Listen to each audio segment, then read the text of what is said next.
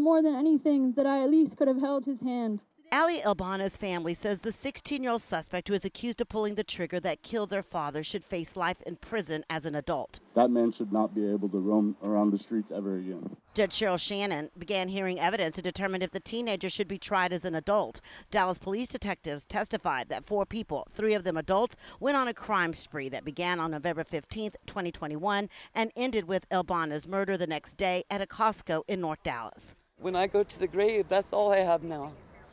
You know, on my anniversary, our anniversary, and on their Father's Day, we were nothing but tears. Detectives say the day before Elbanna was killed, the juvenile suspect allegedly stole a truck in Highland Park.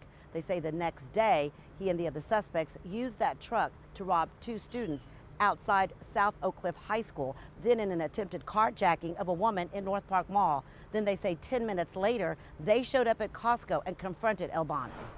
A Dallas homicide detective testified the juvenile pointed a gun at the victim and said, "Give me everything." The victim said no and was shot. Prosecutors say they were able to track the suspect's moves with one of the victim's cell phones that police found on them when they were arrested. And they say the juvenile suspect had a criminal history, including armed robbery, and was on an ankle monitor during the crime spree, so they tracked his whereabouts.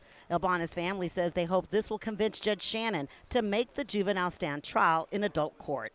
To try him as a juvenile would mean a much lesser punishment, even possibly getting out after 1 year. Judge Shannon should not let this happen.